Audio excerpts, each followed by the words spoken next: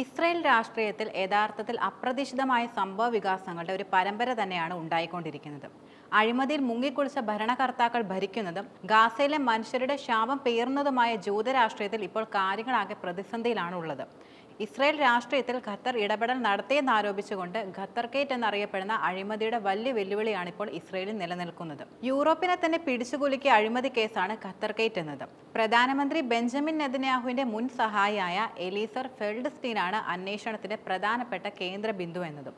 വിദേശ മാധ്യമങ്ങൾ രഹസ്യരേഖകൾ ചോർത്തി നൽകിയതിനും അതുപോലെ തെറ്റായ വിവരങ്ങൾ തടയുന്നതിന്റെ മറവിൽ നെതന്യാഹുവിന്റെ സ്വന്തം അനുമതിയോടെ ഉന്നതതല സർക്കാർ ഓഫീസുകളിൽ നിന്നുള്ള വിവരങ്ങൾ ചോർത്തിയതിനും 2024 നവംബറിൽ അദ്ദേഹത്തെ അറസ്റ്റ് ചെയ്യുന്ന നടപടിയും ഉണ്ടായിരുന്നു. അന്വേഷണത്തിൽ അദ്ദേഹത്തിന്റെ ഖത്തർ അധികൃതരുമായുള്ള ബന്ധങ്ങൾ വെളിപ്പെടുകയും ചെയ്തിട്ടുണ്ട്. 2023 ഒക്ടോബറിൽ ഹമാസുമായുള്ള യുദ്ധം തുടങ്ങിയ ശേഷം ഗാസ പ്രതിസന്ധി പരിഹരിക്കുന്നതിൽ ഖത്തറിന്റെ അസാധാരണമായ പങ്കെന്ന ആശയം സജീവമായി പ്രചരിപ്പിക്കുവാനായി അദ്ദേഹത്തിന്റെ ഔദ്യോഗിക സ്ഥാനം ഉപയോഗിക്കുകയായിരുന്നു ശരിക്കും ചെയ്തത്. 2024 ഇസ്രായേൽ സുരക്ഷാ സേന അദ്ദേഹത്തെ അറസ്റ്റ് ചെയ്തതിനു ശേഷമാണ് ഖത്തറുമായുള്ള കരാർ പ്രധാനമായിട്ടും അവസാനിപ്പിച്ചിരുന്നത്. കേസിലെ മറ്റ് വ്യക്തികളായ യോനാഥൻ ഉറിച്ച്, സ്രൂലി ഹെർഹോൺ എന്നിവർക്കൊപ്പം അദ്ദേഹം അന്താരാഷ്ട്ര പ്രവർത്തനങ്ങളിൽ സജീവമായി തന്നെ പങ്കെടുക്കുകയും ചെയ്തിരുന്നു. ഖത്തറിനെ മാത്രമല്ല മറിച്ച് മിഡിൽ ഈസ്റ്റിനെയും അതിനപ്പുറത്തുള്ള മറ്റ് ഇസ്രായേലി പങ്കാളികളും ഈ കൂട്ടത്തിൽ ഉൾപ്പെടുകയും ചെയ്യുന്നുണ്ട്. മാത്രമല്ല ഹമാസുമായുള്ള സംഘർഷത്തിന്റെ അടിസ്ഥാനത്തിൽ കാര്യങ്ങൾ കൂടുതൽ ഗൗരവമേറിയതായി മാറിയിട്ടുമുണ്ട്. ഹമാസുമായുള്ള ചർച്ചകളിൽ ഖത്തറിന്റെ നിഷ്പക്ഷ ശക്തി അതിശയോക്തിപരമായിരുന്നുവെന്ന തരത്തിലും വലിയ ആരോപണങ്ങളാണ് നിലനിൽക്കുന്നത്. ഹമാസിന്റെ രാഷ്ട്രീയ ഓഫീസിൽ സമ്മർദ്ദം ചെലുത്തേണ്ടതില്ലെന്ന ഖത്തറിന്റെ തീരുമാനം നയതന്ത്ര വഴക്കമായി അവതരിപ്പിക്കുകയും ചെയ്തിട്ടുണ്ട്. പ്രധാനമന്ത്രിയുടെ ഓഫീസിൽ നിന്നുള്ള രേഖകൾ ഉപയോഗിച്ച് അന്താരാഷ്ട്ര അഴിമതികൾ മറച്ചുവെക്കാൻ ഖത്തറിനെ സഹായിച്ചുവെന്ന സംശയം കൂടുതൽ ശക്തമായി.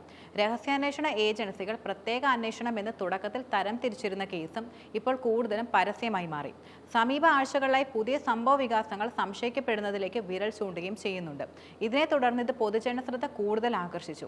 ഈ അഴിമതി ഇസ്രായേലിലെ രാഷ്ട്രീയ വിഭാഗത്തെ മാത്രമല്ല മറിച്ച് ബിസിനസ് സമൂഹത്തെയും കാര്യമായി തന്നെ ബാധിക്കുകയും ചെയ്യുന്നുണ്ട്. അധികാര ദുർവിനിയോഗത്തെക്കുറിച്ചുള്ള അന്വേഷണമായി ആരംഭിച്ചിരുന്നത് ഉടൻ തന്നെ പുതിയ വിവരങ്ങൾ ശേഖരിക്കുകയും ഖത്തർ ഗേറ്റ് എന്ന അഴിമതിക്കൊപ്പം ചേർത്ത് വായിക്കപ്പെടുകയുമായിരുന്നു. മുതിർന്ന ഇസ്രായേലി ഉദ്യോഗസ്ഥരുടെ രാജി ഉൾപ്പെടെയുള്ള രാജ്യത്തിന്റെ ഉന്നത നേതൃത്വത്തിനുണ്ടാകുന്ന പ്രത്യാഘാതങ്ങളെക്കുറിച്ച് ഈ പേര് വലിയ സൂചനയാണ് നൽകുന്നത്. പക്ഷേ അഴിമതിയിൽ ഉൾപ്പെട്ടവർ ഈ പോരാട്ടമില്ലാതെ ഒരിക്കലും കീഴടങ്ങുന്നില്ല.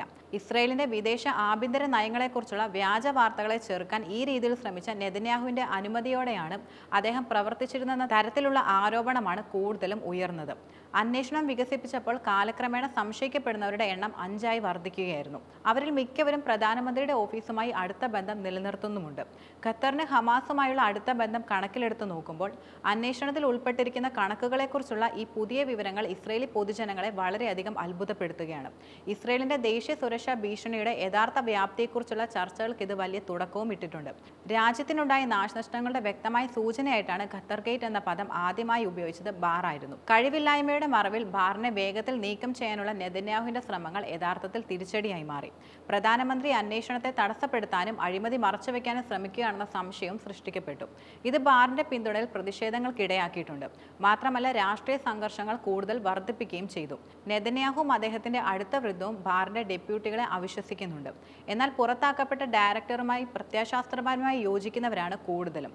ഷിൻ ബെറ്റിന്റെ മുഴുവൻ നേതൃത്വം പാലസ്തീൻ പ്രവർത്തനങ്ങളിലെ പരാജയങ്ങളാലും ചാരവൃത്തി അഴിമതികളുടെ ഒരു പരമ്പരയാലും കളങ്കപ്പെട്ടിരുന്നു.